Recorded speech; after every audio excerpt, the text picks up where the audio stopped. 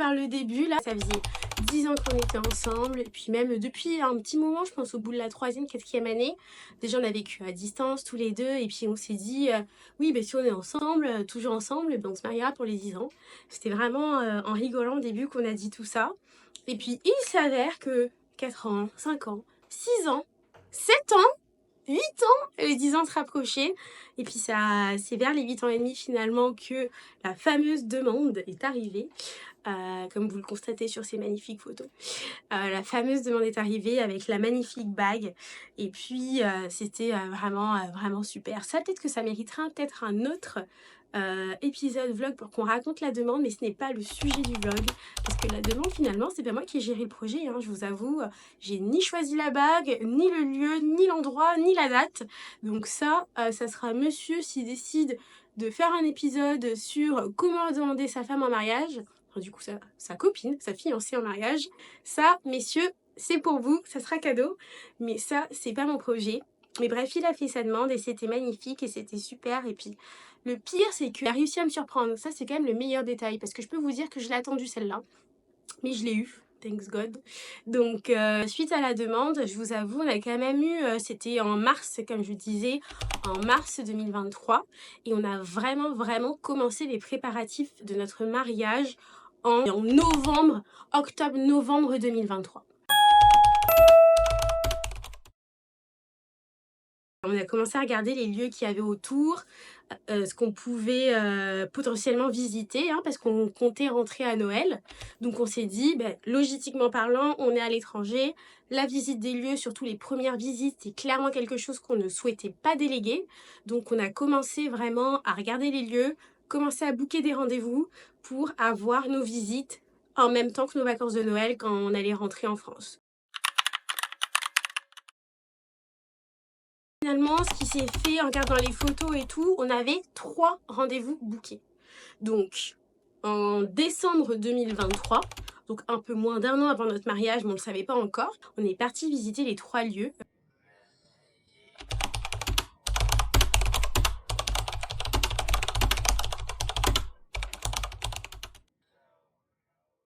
Il y avait ma maman avec nous, le papa de mon mari avec nous. La première visite, très honnêtement, il faisait gris, il pleuvait, et puis très honnêtement, on s'est juste dit, bon, il fait gris quoi, peut-être que s'il y a du soleil ce jour-là, ça va un peu plus donner, enfin, la bâtisse c'est pas trop mal, mais en fait, ce qui nous a dérangé, c'était une sorte de château aussi. Je dirais pas forcément le nom, parce que je vais pas faire de la mauvaise pub ou autre quoi. C'est très bien, et il y a des très beaux mariages qui se sont déroulés, pardon. Les photos étaient magnifiques de ce qu'on a pu voir, mais c'était juste... on n'a pas eu le coup de cœur, disons quoi. En plus du fait qu'il fasse gris, c'est sûr que les salles, elles étaient... il y avait une salle pour manger, une salle pour danser, enfin en gros, c'était un peu compartimenté, et ça c'est vrai que c'est quelque chose qui nous, dans notre imaginaire, disons, c'est pas ce qu'on aurait souhaité de base. En revanche, c'est sûr que si on avait que ça se serait fait aussi, mais on avait encore 2 rendez-vous de prévus, pardon. Donc on avait encore 2 rendez-vous de prévus.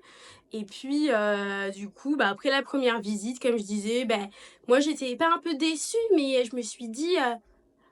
ah, c'est ça! Alors que pourtant j'étais excitée d'aller visiter les lieux pour le mariage, mais j'étais juste en mode: «Ah ouais, OK, bon, ouais, bon». Peut-être qu'on romance un peu trop les trucs dans les films et que finalement, genre tu as le coup de cœur, ça existe pas comme pour les gens que tu rencontres, enfin je sais pas. J'étais un peu dans ce mood en mode: «Ah», enfin, c'est juste ça, disons. Enfin, je m'attendais à un waouh, quoi, genre un coup de cœur, enfin, la chose dont tout le monde parle, quoi. Enfin, en mode, on a vu ce lieu, on a su que c'était là. Figurez-vous que le lendemain, j'ai souri encore. Le lendemain, on avait la visite d'un lieu que vraiment dans notre top 3 des visites, c'était le dernier lieu, hein. En mode, ouais, on va aller voir, mais surtout aussi parce que ce lieu-là, on y avait déjà été. en 2020, mais pour une raison rien à voir, hein, parce qu'on avait un de nos amis qui travaillait là-bas, il faisait un stage là-bas. Donc on avait juste été là-bas, visiter leur partie viticole, parce qu'ils font du vin, etc. Donc c'est là où il faisait son stage, donc on a été, et puis on a dégusté le vin, et puis le côté plus réception était encore en travaux. Donc on n'avait même pas visité ce côté plus réception, on était vraiment resté côté des vignes et tout, enfin vraiment... et puis on était allé là-bas vraiment dans l'optique de déguster le vin, hein. Il n'y avait pas d'histoire de mariage, enfin c'était rien à voir. Donc quand on a booké cette visite, je sais même plus comment on l'a booké d'ailleurs, on s'est sûrement dit ah on avait été là-bas, c'était en travaux, let's go, ou on l'avait revu un peu sur internet, mais vraiment c'était pas du tout notre top 1. Quand je vous dis que c'était pas notre top 1, c'était que c'était pas non plus notre top 2. Donc c'est pour dire qu'on est allé vraiment là-bas en mode bah let's go, écoute on va aller, on jamais 203, bouquons 3 visites, parce que c'est vrai qu'on en a qu'une ou deux. Donc quand on a commencé les visites par du coup le second lieu, et ben j'ai pas eu le coup de cœur. Bon, j'étais un peu deg, mais c'était sans surprise parce que je misais excessivement sur la troisième visite, quoi. Enfin, vraiment. Donc la seconde visite là, c'était une visite de promenade, quoi. Enfin, on y allait parce que comme on a dit, on a booké le lieu, on connaissait un peu, mais vraiment, c'était pas le top 1. Bref, ce qui se passe, c'est que c'était au mois de décembre en France, donc vous connaissez un peu peut-être ou pas. Il y a des belles journées avec beaucoup de soleil, d'autres plus grises, etc. Et comme je vous disais, la veille, vraiment il faisait gris, il pleuvait même un peu, enfin c'était pas... Donc le lendemain, déjà, il a fait super beau. On ne savait pas pourquoi, mais déjà, ça nous a déjà un peu plus réchauffé le cœur, disons. Et puis on arrive sur le lieu de la visite, tranquille. Bon, on arrive par la partie qu'on connaissait déjà, donc vraiment la partie viticole. Et puis on va dans la partie plus réception. Déjà on voit au loin la bâtisse, le domaine, la verdure. Je vous montrerai des photos si elles ne sont pas déjà là. Déjà magnifique. Déjà t'es là en mode ah ouais, là ça respire plus, l'entrée est espacée, t'arrives ici, tu te dis t'arrives quelque part quoi. Enfin, du moins le quelque part que nous on s'était imaginé pour notre mariage quoi. Enfin, on est arrivé quoi. On était encore à l'extérieur, hein. Donc après, la dame qui nous faisait visiter ouvre la porte de la bâtisse. On entre dans l'entrée, le hall. Donc le hall par lequel les invités allaient arriver, faire déposer leur manteau, etc. Puis entrer dans la salle de réception. Déjà, je vous dis, dans le hall, les frissons que j'ai eus, j'ai su que c'était ici. Et j'ai su comment se manifestait la définition d'un coup de foudre, d'un coup de cœur. Appelez-le comme vous voulez. Je regarde du coup mon mari. Ice contact, le coup de cœur est réciproque au bout de 4 secondes et demie. Du coup, on entre, magnifique, le hall, le château venait d'être rénové. C'était les premiers mariages en 2024, là, depuis la rénovation. Donc, comment dire, ça aussi, c'est des choses qui nous... On est là, ah ouais. Vous savez, des petits détails comme ça, voilà, quand t'as un bon pigeon, ben voilà, c'est nous. Et puis, on rentre dans la salle de réception, magnifique. Elle allume une petite lumière de la statuette au fond qui est là. Incroyable, incroyable, vraiment coup de cœur. Et puis si seulement le coup de cœur s'était arrêté ici. On est monté dans les chambres.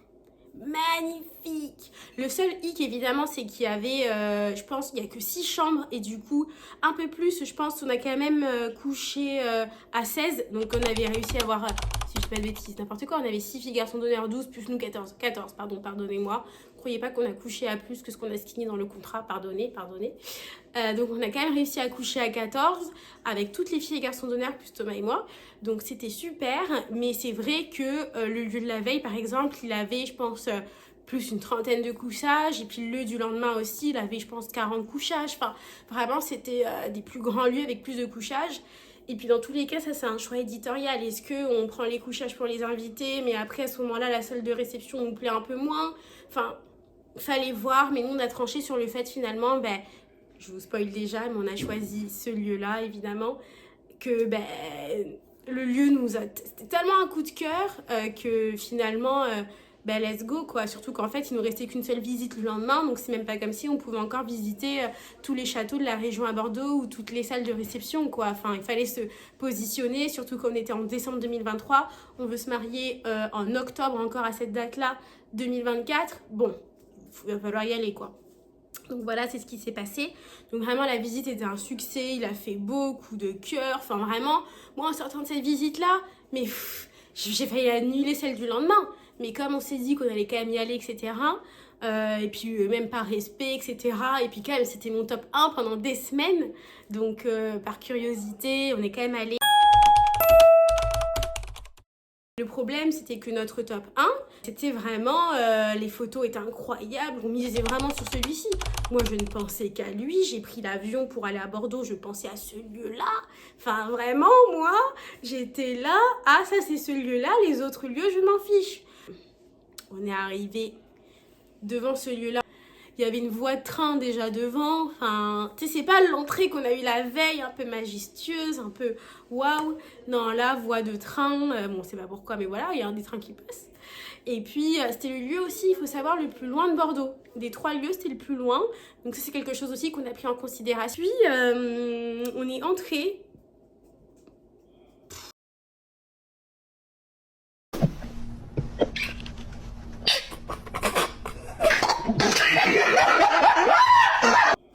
Il s'est rien passé, je vous avoue, on n'a pas trouvé ça fou.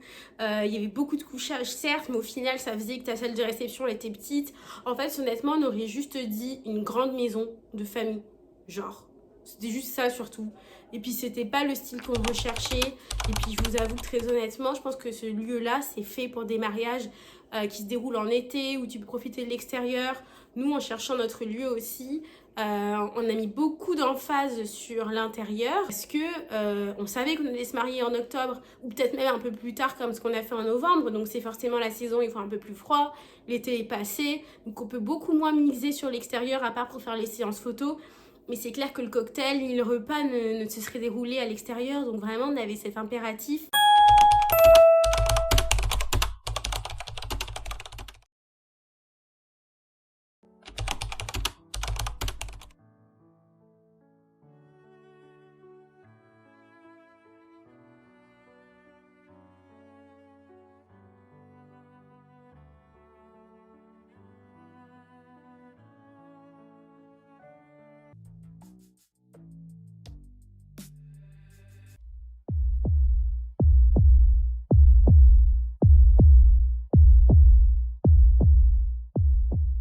Là, c'est ce qui s'est passé. Surtout que je vous mentionne même pas que notre lieu, là, il avait une petite maisonnette à côté, là, avec 2 chambres. On l'a transformé en garçonnière pour le week-end. Magnifique. Salon magnifique. Vous verrez les photos qu'on a faites. Je vous spoil un peu, là, il y en a une ici. Incroyable. Incroyable. Vraiment, c'était magnifique. C'était A few moments later. C'était le mariage de mes rêves. Voilà, si ce ne l'a pas été, ça le sera encore longtemps, mais c'était. D'où pourquoi on est sur YouTube aujourd'hui, il faut encore que j'en parle. Mais non, blague à part, vraiment, c'est ce qui nous avait vraiment fait trancher sur le lieu. Pendant les vacances aussi, après les visites, on avait pris le temps justement de réfléchir à est-ce qu'on le fait vraiment en octobre? On habite à Montréal, ça va exiger plusieurs allers-retours, surtout si on veut rentrer après pour Noël, et pour le voyage de noces, comment on fait? Et puis, enfin vraiment, on a essayé de réfléchir de la façon la plus optimale possible, à se dire, ok, quelle date on choisit vraiment? Parce qu'il s'avère que notre date des 10 ans, il faut savoir, hein, elle est tombée cette année, en 2024, l'année dernière plutôt, pardon, un samedi. Donc on s'est dit, mais attends, mais les étoiles sont alignées, quoi. Et puis au pire, on s'est dit, si on les fait pas pour les 10 ans, on les fera pour les 10 ans et demi, qui tombaient aussi un samedi, enfin bref, des trucs. Mais non, finalement, déjà, on a réfléchi, parce que on avait cette date du 19, mais Thomas avait fait sa demande un 26. Donc il y avait des dates entre, on s'est dit, ah, on peut pas rassembler ça. Il y a eu le 23, et puis finalement, ce qui s'est passé, c'était qu'en fait, si on changeait de mois, on économisait aussi sur plusieurs prestations. Donc ça, je vous avoue, ça n'a pas été négligeable, parce qu'on va en parler du budget. On va en parler de ce sujet. Et je peux vous dire qu'un mariage, c'est un beau budget. Ça dépend. En tout cas, le nôtre, c'était quand même un budget, on va pas se mentir. Même 1 euro, c'est un budget, c'est clair, je suis d'accord avec ce principe. Mais c'est clair que déjà, juste en changeant de date, juste sur le lieu, on a au moins économisé 2 000 €.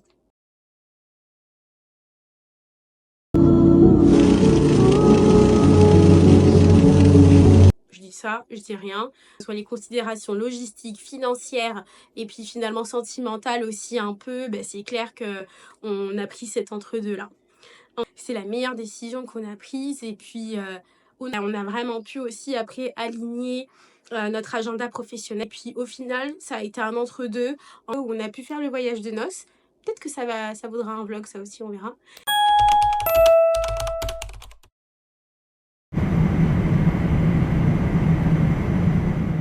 Ensuite, ce qui s'est passé, comme je vous disais, c'est qu'on est revenu à Montréal dans le froid glacial de Montréal. Et puis là, c'était parti. Là, les préparatifs, partis. Mais quand je dis parti, c'était que c'est parti. On est allé au salon du mariage.